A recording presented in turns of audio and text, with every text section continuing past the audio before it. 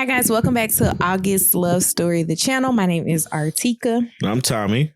And today we are reviewing Married at First Sight, season 14, episode 10. And that episode is titled Mighty, Mighty Boston Bonds. Got your Tommy cup? Yeah, I got my Tommy cup. I guess the name is from Barry Bonds, maybe. I don't know. You remember you asked me that? Yeah, I didn't know. I feel like we're sitting far apart, but we're not. Hold your hand. If you guys haven't already, please take a minute to subscribe to the channel, turn on the notification bell, and let's go ahead and do this review. Any particular couple you want to get over with in the very beginning? Nah, we go for it. I'm going to just go in the order of appearance on the show then. All right, do that. All right, so Noi and Steve, we started out with them. Dr. Viviana came to visit to talk to them about trust and intimacy. Noi says she's having a hard time verbalizing how she feels. And they talk about what I don't know if I called it Noodlegate or if they called it Noodlegate, but we're going to call it Noodlegate. Right. And she said she didn't realize how much she hurt him with leaving during that. Yeah. Noi also finally tells Steve for the first time that we have seen, hey, I'm not comfortable with you not working. But we knew that. That's the funny part. That's the first time she said it. Yeah. She hinted at it. Kind of like Steve hinted at I don't want sushi in my bed. Yeah. But he never said I don't want sushi in my bed. Right. This is the first time she has said outright, Steve, I am uncomfortable with you not having a job. Yeah. And he made a valid point. It was like, yo, if I don't work, who gonna clean? And he wants to be he wants to be a house husband. Yeah. He's like, who's gonna do all the cleaning and stuff? Because you're not. He was like, you don't grind, you don't shine. I'm grinding in this house. I am doing my part. Do you see the countertops, the granite? He is glistening? Like, I am doing my part, man. I'm happy that Noi finally said it to Steve. Yeah. Steve did hit her back with, I told Tommy how he likes to play in arguments. I was like, that's a curveball that he did not see coming, nor did I.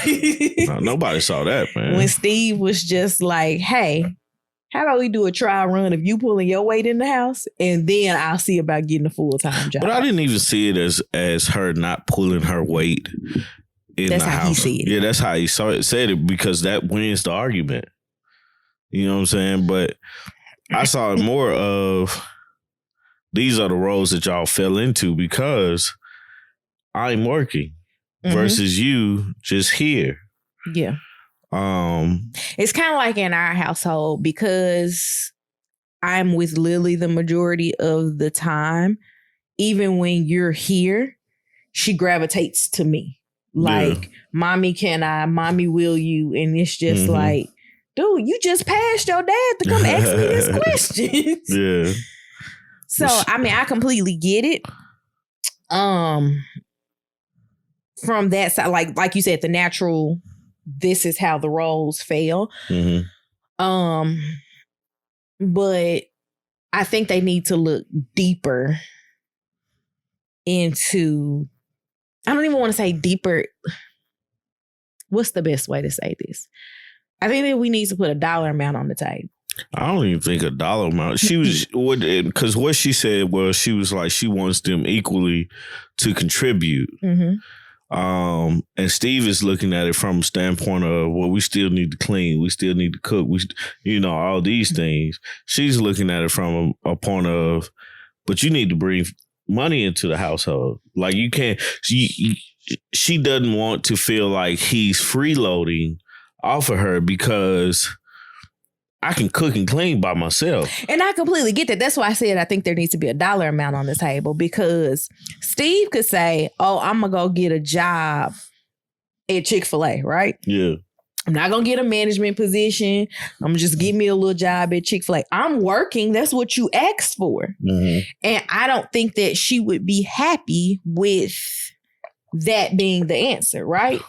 So that's why I'm saying a dollar amount needs to put. It's almost looking at it like she's looking at Steve like wasted talent.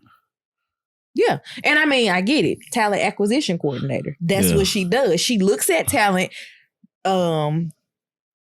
sizes up their earning potential, and then she's like, hey, I need to find you a job. So she's looking at Steve like, do you know how much money you could be making? Yeah.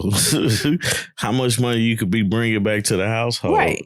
And so I get, that's why I say a dollar amount needs to be put on the table. I definitely feel where Noy is coming from, man, as far as like it not being a normal thing for her.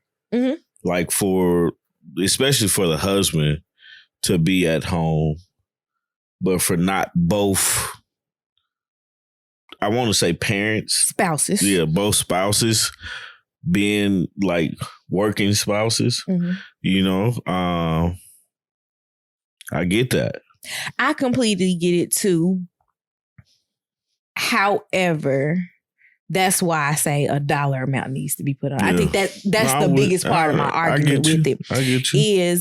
I am not arguing against you. You can just say, hey, we both need to work. But then you could also look at this person and say, you're not bringing in enough money. Yeah. I know how much money you could be making. So what's our zero?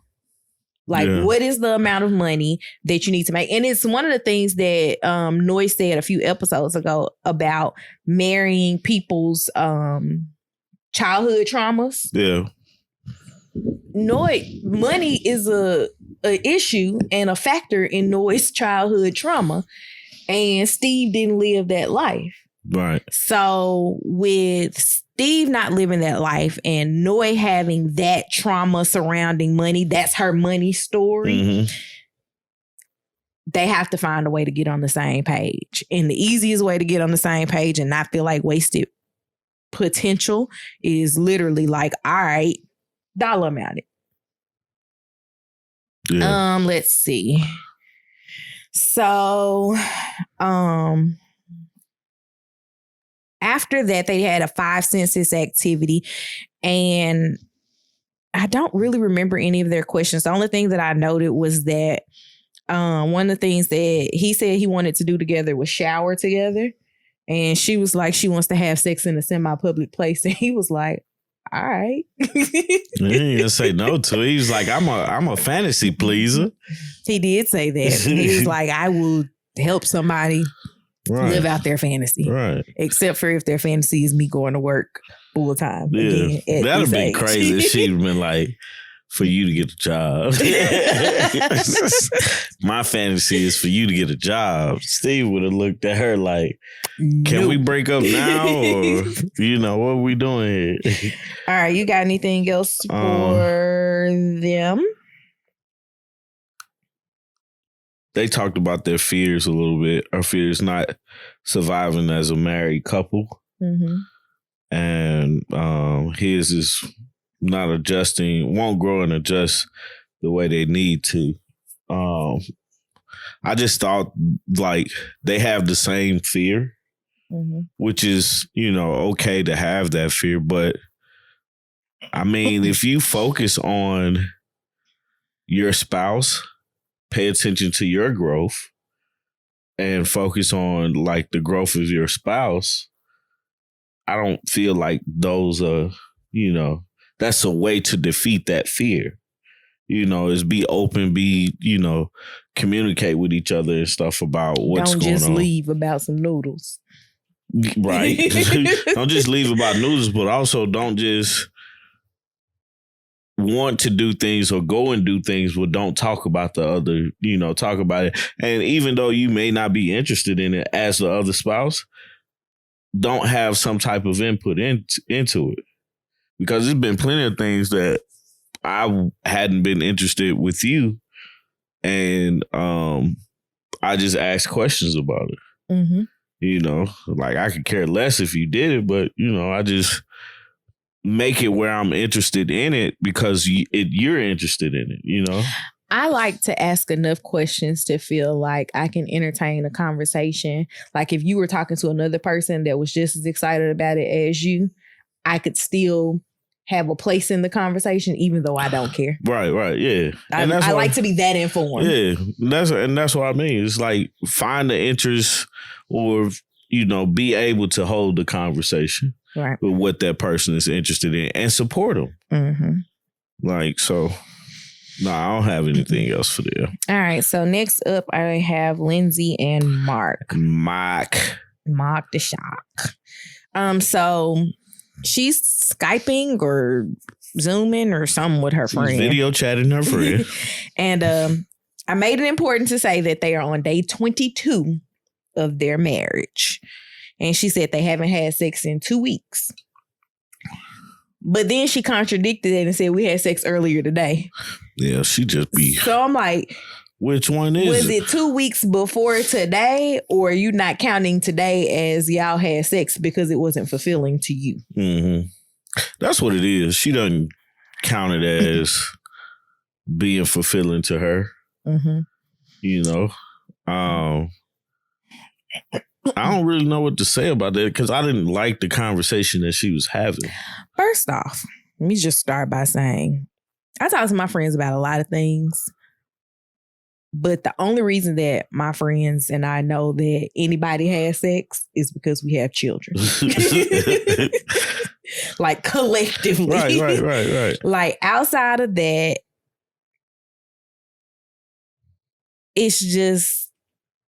it's not a thing. And I'm like, is that an inappropriate thing to talk about? I don't know. Like, we just don't talk about it. Like, of course, go back to college days. We knew who was having sex. Oh, college days, man. My little crew, we knew everything. And see, we didn't know the details. We just knew that it happened. Yeah. And everybody tried not to make things awkward if the guy was in the room. Yeah. Because most of the time, it was like somebody that you, number one, should not be talking to. Yeah. And number two, we all know whatever the reason is behind why you shouldn't be talking to this person. Yeah. So we've all kind of just were like, not gonna do this, not touching that, not talking about it, not doing any of that. So I mean, I get her wanting to vent to someone, but that's just not how me and my friendship circles work. Well, I feel like, once it's a line that you can cross when married. I think the age-old conversation of if I'm getting some or if I'm not getting some, that's fine because that's a conversation that like people actually have. It's like, I don't want to say it's an issue because, people work it out the best way they can, but I don't want to interrupt you, so go ahead and finish this thought. But it was something that one of your friends said. But it's like, sometimes you go through a drought and it's funny to sit back and talk about.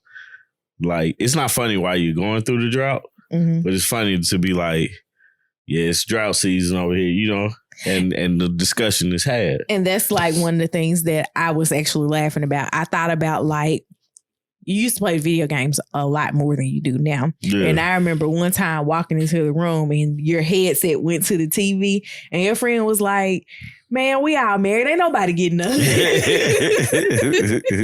And I was like, I'm going to bow out of this conversation. We turn around and you go was like the little kid that just turned around. Not getting into this because I know everybody that's on this call's wife. Yeah.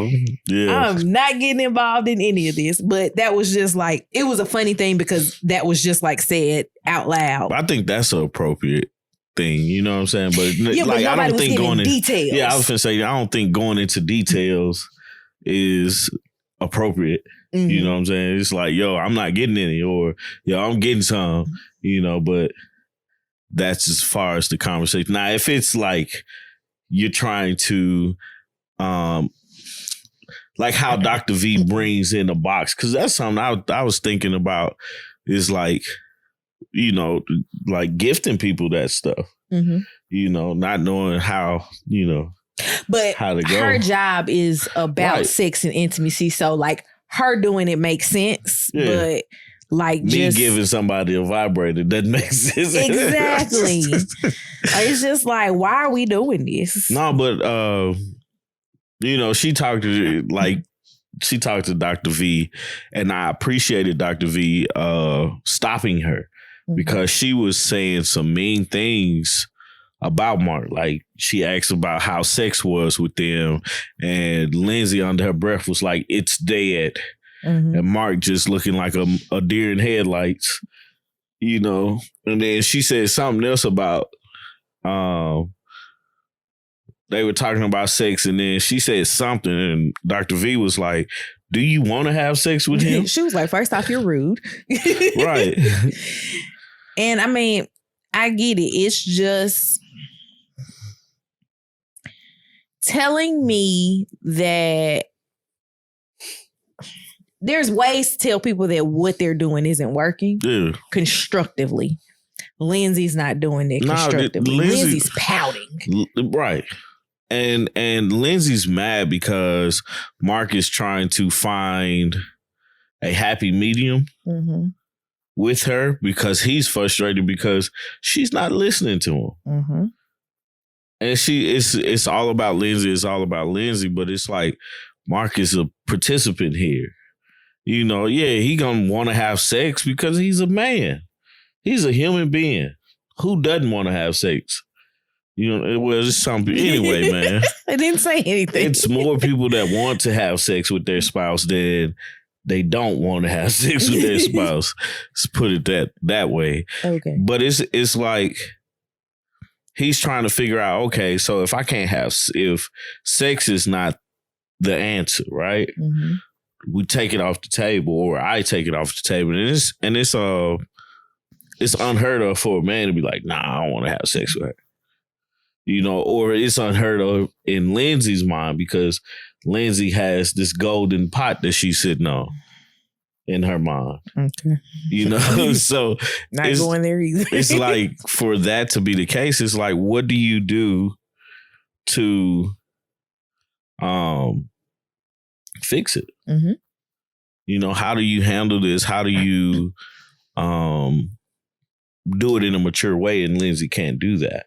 Most of the tools that are needed for fixing is, I'm going to start with Lindsay's mouth. Like, you can't lash out on a person and then think they're going to wine and dine you and do all this other stuff that, you know, you're looking for. But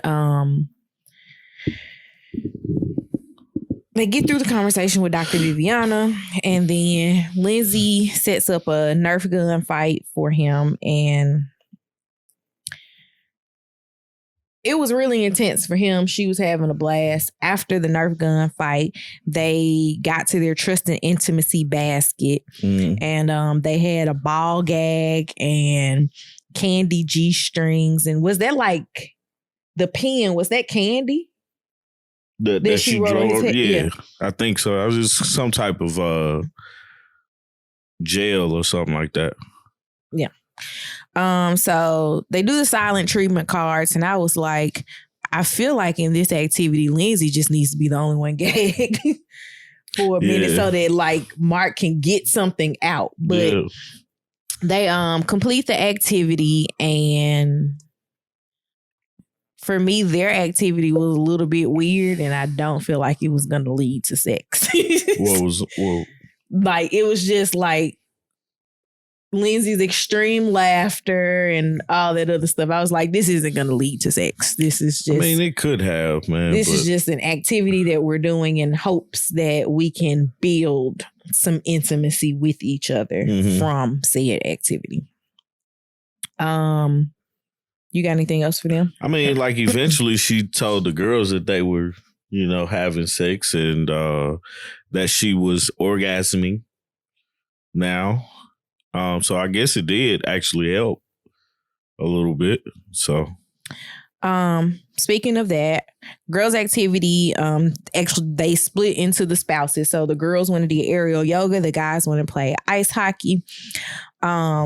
And while the girls were together, they talked about missing the chase of dating. And I know Jasmine said she missed the chase. I don't remember Katrina saying that she missed it. She was like, I'm cool where I'm at. And Noe was like, No response. Y'all not finna get in my business. Right.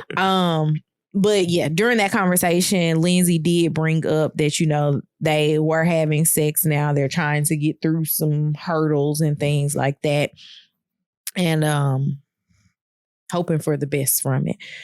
I don't remember. Oh, the guys with ice hockey. Steve let all the guys know that he told Noy he loves her.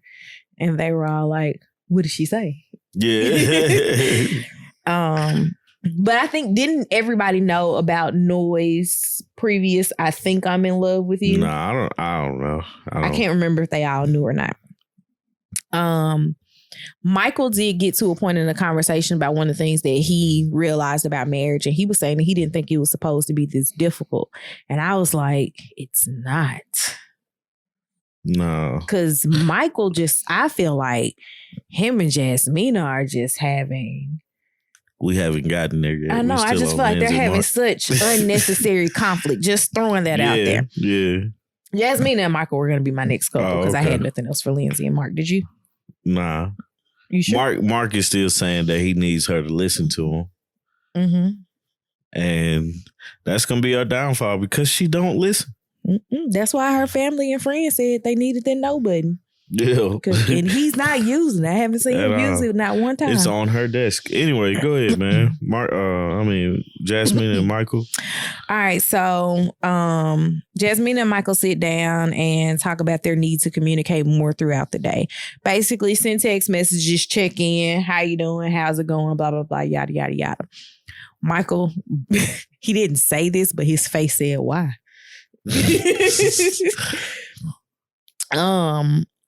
I think that's what Michael's issue is that he doesn't talk a lot. And I get it, because if every time I said something to you, if you said that I was being aggressive, I wouldn't talk to you either. Right. They shared some embarrassing stories. Her about a non-period on prank day. And she didn't know. Like, I didn't get that part. She didn't know she wasn't on her period. No, she thought she had come on her. Like, somebody told her that she was on her period. Like, they could see it on her pants. Yeah. And so the person was like walking very closely behind her. Yeah, I got that part. And then, so she didn't know if she was or wasn't. She had to go check. Basically. So somebody was supposed to be following her to the bathroom. And then they like move out of the way really quickly. And you're like, oh my God, I'm exposed. I feel like y'all, like, I obviously don't know how period. I know how they work, but, you know, I thought y'all felt that. Some people are blessed with painless periods. Oh. So she might be one of those people. But also, when you first start, and of course, I don't know what age she started at, but when you first start, they're typically not regular. Mm-hmm. So you also can't say, oh, it's the third, it should be coming, because who's thinking about that at 16, 17 years old? Unless you just trying to make sure you're not pregnant. I don't. That was never a thought that crossed my mind at 16, 17 years old. So, oh, and then he shares the story of being called Pee-Pee Boy. and Jasmine couldn't stop laughing at that, and man. He was like, it's not funny. He was like, I'm trying to tell you a secret. And you just laughing. I don't want to tell you this. I wouldn't want to tell her either. You laughing in my face. So Dr. Viviana comes over and they talk about not being physically intimate at all. Jasmina keeps saying she's looking for a connection. And she feels like they're just coexisting. And I was like, I could see that. Mm-hmm. Because I feel like, I know we miss things the way that they edit them, but it's like some of the moments between them are so cold and so harsh that you're like, what happened? Mm-hmm. Yeah. How did we get here? Yeah. So they go back and forth with each other, and Dr. Viviana says that Michael should probably journal and share it with her. So he's like, cool, I'm open to that. they debriefed that day, and he says maybe we should try to write things down like Dr. Viviana said. And she was like, no, I'm not writing anything down. You need to do that. And it's like she keeps turning all the communication issues onto him, like Michael is the problem. And it's like, we sit here and you keep saying, don't talk at me, and then you talk at him. Yeah. Because I don't think she fully understands communication. I don't think she fully understands how to communicate with a person. Michael is like, okay, the expert said this.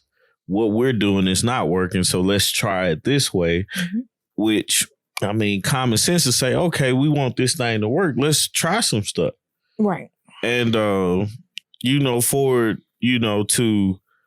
him presenting it, and then for her response is, well, you do it, and I'll just, because I don't want to write anything down because I don't have the problem. We have the problem. Mm-hmm. And that's what she wasn't understanding, because she was putting everything on Michael. In her mind, Michael is the problem with communication. She communicates just fine. Yeah. And he's like, no, I have a problem communicating with you. Yeah. So if I don't have this problem with anybody else in my life, let's fix it. Because obviously I know how to communicate with others, but I don't know how to communicate with Jasmine. Right. And he's trying to figure it out by using the suggestions that were presented to him. And Jasmine gets frustrated going back and forth.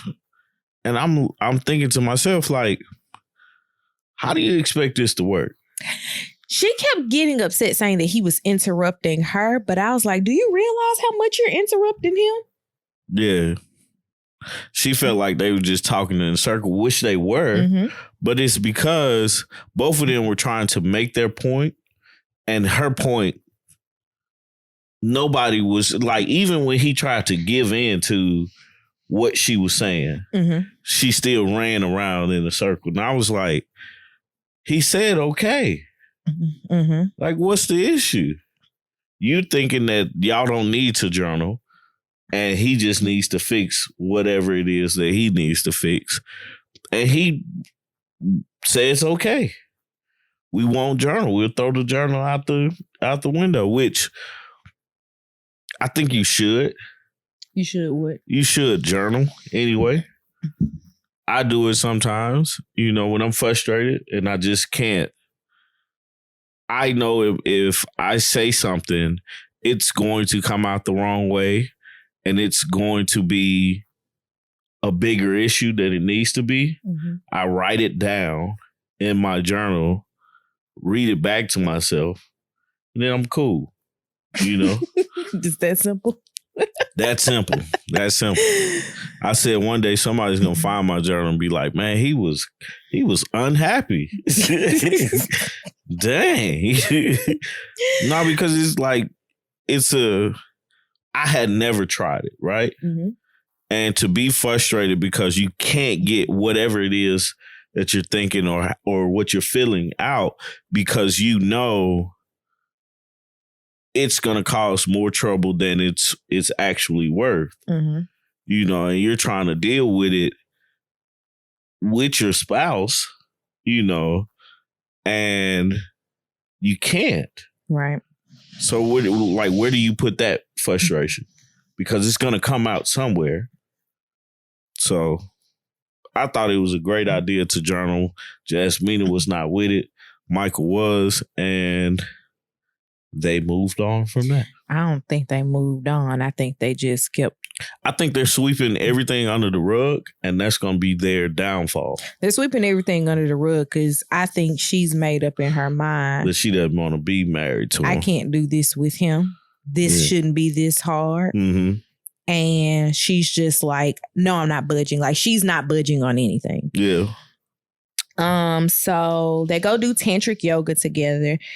And afterwards, they do their trust and intimacy activity blindfolded and asking each other questions that they wouldn't want I think it was questions that you wouldn't want the other person to see you answer. No, it's just tell the truth.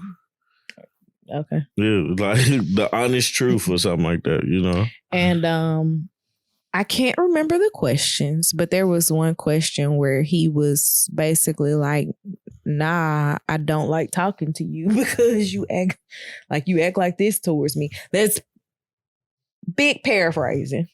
Let's just start there. But he was saying that he doesn't feel like she's a safe place for him. And so he didn't want to talk to her about things because she doesn't create a safe place. And her thing was she doesn't trust him because she doesn't think he cares about her. And I think that that's one of the things that she's going to have to look inward on herself for, because what makes her feel cared for? And see, that's a form of their communication. And the fact that they're not like really talking to each other about things, it's like, just go experience things. If you can't talk to somebody or, you know, find out about something about somebody, just go experience something with that person. That's kind of what production was trying to do with I'm a Good Person and Chris. Yeah. And it just wasn't working out. Yeah, because I feel like, you know, with relationships, right? The memories are fun because of the experiences. You know, the communication comes in because of the experience. You know, and if we're just sitting in a house, how do we experience anything? Or if we're just living around each other, how do we experience something together and can talk about it? There's only so many questions that you can just sit up and ask a person. Like Jasmine talks to him about the death of his brother. But I mean, you don't want to talk about that every day. Talk about that all the time. Yeah. But it's like seeing how you react to certain things or knowing where you're in your zone. It just makes it easier. Like I know one thing in life, as long as it's not cold outside, that can make you happy is going to a theme park. Right? Like, don't let me invite 3 friends. Oh, man. Don't let people be with us. We're going to have a blast. People that will ride roller coasters with you, you're going to have the time of your life. And it's one of those things where it's just like, okay, I know that if he's having a bad day, I can do this. But she doesn't know those things. He doesn't know those things. And they're not actively trying to figure out those things. Yeah. So tantric yoga got them touching each other, though. I don't feel like it was tantric. I think it was just, hi, stranger. Like, that didn't feel sexual. Man, that whole process would have been sexual for me. I was like, man, I need to talk to her more just because I want to do this. So they admitted during that session of tantric yoga that they hadn't looked at each other lovingly. I think it was during that. It was with Dr. Viviana. Nope. It was when they was getting in her bed. Like that was the first time she realized that they were looking into each other's eyes. You know, since they got married. And yeah, I'm like, y'all should be looking at each other a lot more often than this in some kind of way. Y'all don't have as many distractions because this process focuses on you guys being together, looking at each other, doing things together. The thing about it is it's not until, like, I read a comment, one of our comments, I think. Bless you. Thank you. I read one of our comments, I think, and people, like, the consensus is, and we know this, that they struggle with relationships. These people aren't, I don't want to say regular people, but they're regular people, but they have an issue with relationships. Mm-hmm. And that being the case, they're having somebody help them through it, but then also having to work through those issues that they're having. Mm-hmm. And so we're obviously seeing the biggest issue. Mm-hmm. between Michael and Jasmine is that one thing she's right and the other one's like, well, I think I'm right, but I'm going to just let it pass. And I don't know how to communicate how I'm they don't know how to have those conversations. It's really easy to just be like, I'm not going to argue with you and literally not argue with you. But it's also easy to have a conversation about what we're talking about, what we're doing, and not have an argument. Right. No, I get that part. But I'm saying, like, if someone just like, let's take the issue of the journaling. Mm-hmm. If I say we should journal and you like, I'm not going to do that, cool. I'm not going to argue with you. Mm-hmm. But when you're coming back and you're arguing with me about the fact that I'm not going to argue with you, that's where the issue lies. Yeah. Anywho, you got anything else for them? No, that's it. All right. So Katrina and Elijah. So Dr. Viv comes to talk to them. And she wants to know why he keeps talking about food and cooking. He said his needs aren't being met. She was like, did you not eat before you got married? And I'm like... The question everybody is like, bro, what's up with you? Literally, this is the question that everybody wants to know the answer to. Why, when you got married, did the responsibility of your nourishment then become placed on someone else? And I feel like he was lying too. And it's not my place to say. Oh, I definitely thought he was lying about a lot. If a person is lying or not. But I felt like when she confronted him on the cooking and the cleaning and how it sounds in the 1950, and he was like, it's because she's got a wall up. I feel like he was lying because that was the first thing he was like putting out to her. Mm-hmm. Hey, you need to clean. You need to cook. Well, he didn't get to the cleaning. He didn't get to the cleaning, but he was getting to the cooking. Yeah, he didn't get to the cleaning until she didn't clean up after the housewarming. Yeah. But he was on her, like he was riding her hard about cooking. Yeah. And I was like, bruh, shut up. Right. Like, this is annoying. How did you eat before her? Right. Like, leave her alone. She don't want to cook nothing for you. And it's not that she doesn't want to cook anything. And the sad part is, it's like Katrina is sitting there getting verbally abused about this cooking thing, and she's trying. Mm-hmm. Like this episode, you saw her coming in the house with groceries. It's been several episodes in a row that we've talked about Katrina going to the grocery store. He's like, she doesn't know how to grocery shop. Well, go with her. Why don't you do it? Yeah. Or don't complain.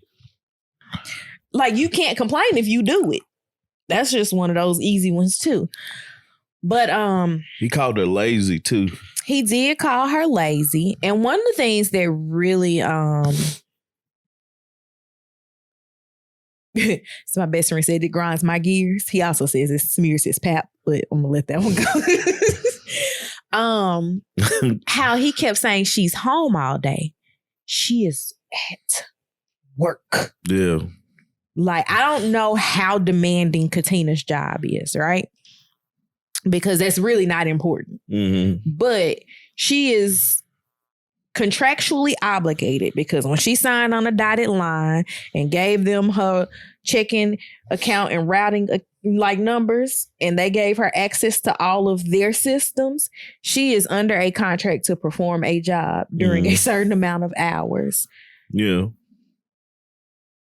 Nobody is going to... You shouldn't get in the way of what she's doing at work. Yeah. Like, that's not the thing going. Like, yeah, okay, she's at the house. Cool. That just means that if she wants to start dinner, she can on her lunch break. But we don't know how her lunches go. Like, we don't know any of this stuff. Like, it's just, it doesn't even matter how it goes. It's just a matter of she's at work. Yeah. And her lunch break is for eating, not for cooking you meals. Right.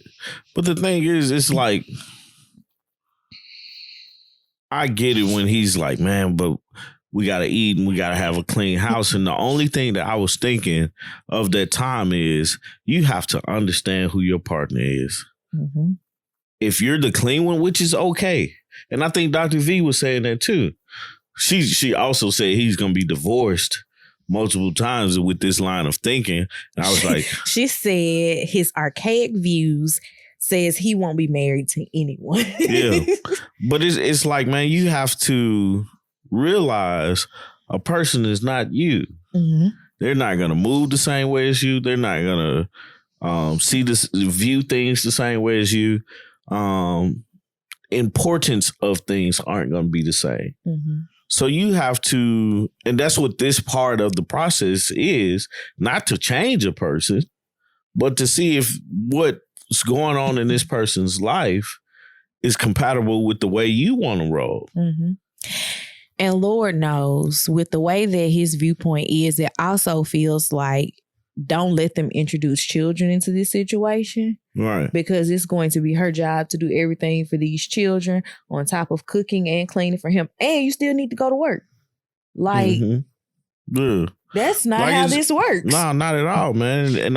And I think it's because of his noviceness of relationships and like real relationships that he doesn't see a give and take type of thing. It's my way or the highway. I'm not happy, so it's not going to work. Yeah, you have your standards. You have your, you're supposed to be happy as well. But half of the point is your wife should be happy. Right. You should be happy, but your wife should be happy, and you should be concerned with her happiness. Mm-hmm. You know what I'm saying? Like, I think it's a two-way street for everybody. If I'm concerned with your happiness and you're concerned with my happiness, I think me doing my job, my part of being a good partner, is being happy with you and making sure that I'm happy with what I give you and you're happy with what you give me. Mm-hmm. Like, it's certain things that I'm like, I know that this will cause an argument, so I'm not going to force the issue.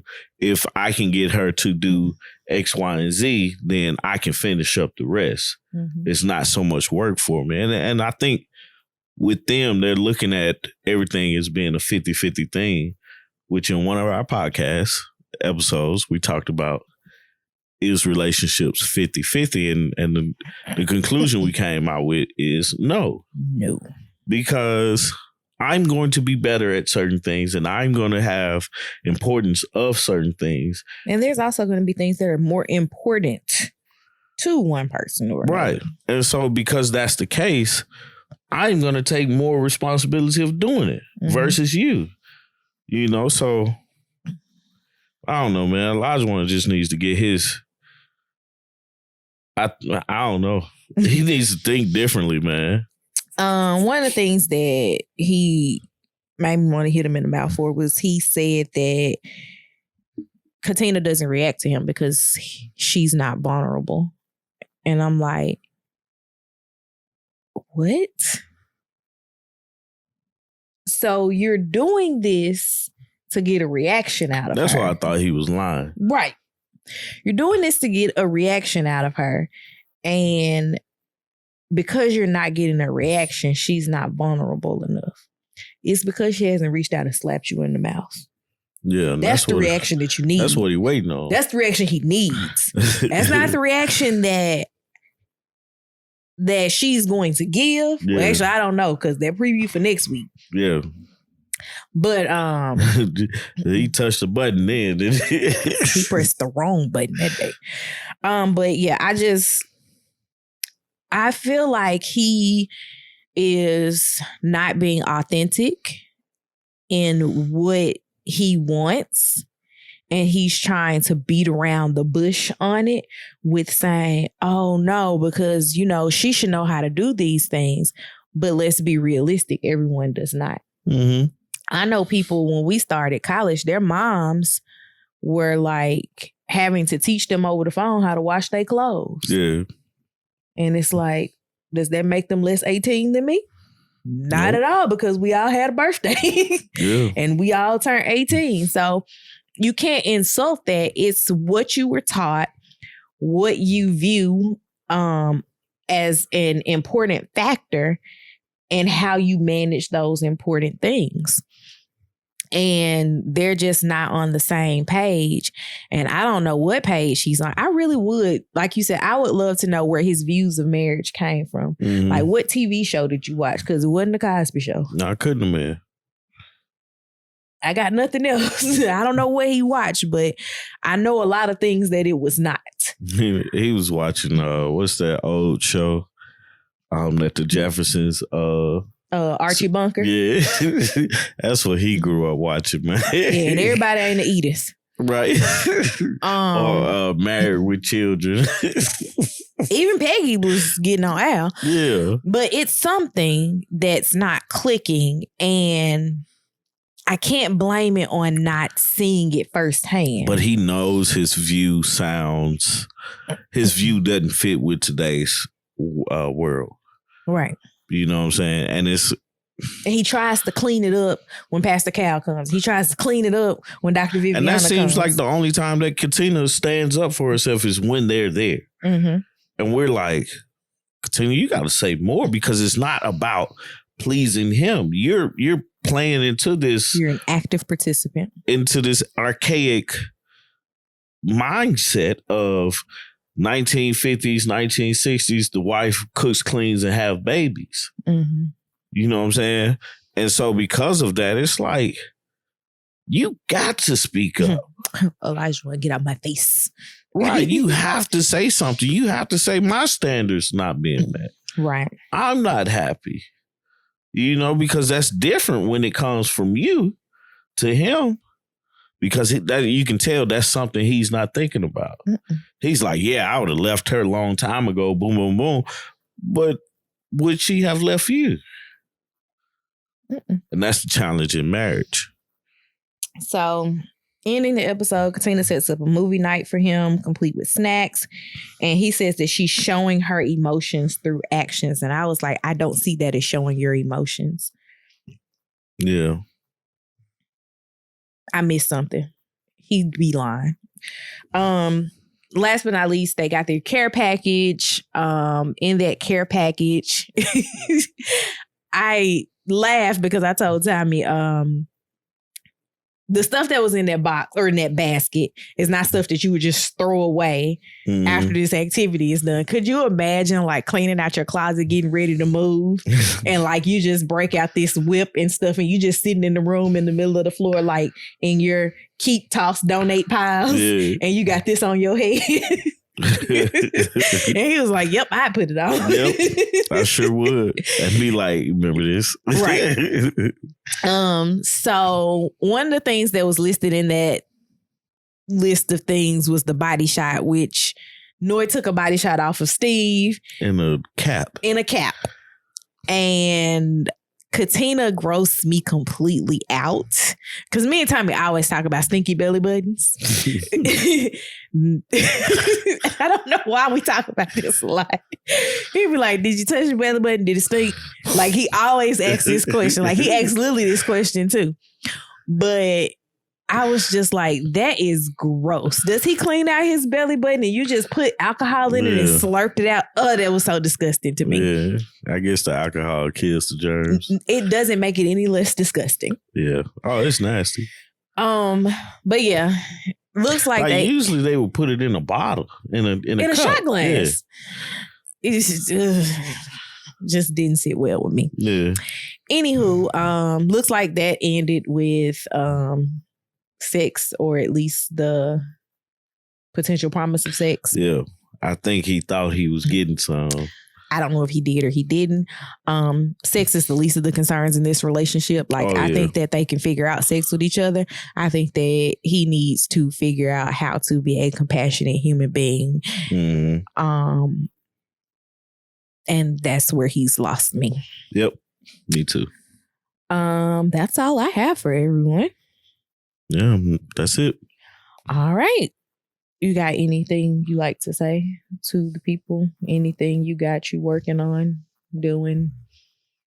Did your video get put up? Yeah, the Bel Air review is up on the 3 Media channel. Episode 7. Episode 7 review is up. Go check that out. probably gonna make it the end screen or something, so you can just click on it from there if you're using your mobile device. I have nothing. So yeah, if you guys have it, please like this video, subscribe to the channel, and comment down below. I don't know if I want it to be about Jasmine and Michael or Katrina and Elijah. What you got? My question for Katrina and Elijah was, how does Katrina get Elijah to realize she is not Molly the maid? I don't think she does. You don't think she can? Mm-mm. All right. And then the question for Jasmine and Michael was, how do you get on the same page about communication? I think that's going to take Jasmine getting on the same page with Michael and willing to help him, understanding that he asked for help and willing to be a participant in that communication. I think their communication problem is not Michael, it's Jasmine. So yeah, those are the two questions. And I laughed because I was thinking that Jasmine and Michael are not going to be able to get on the same page because Jasmine is like, I'm fine. Everything is fine. Yeah. But yeah, those are the two questions. So comment down below the answers to those questions. And I think that's it. I got to run now. So let's end this anyways. All right. Bye, y'all. Peace.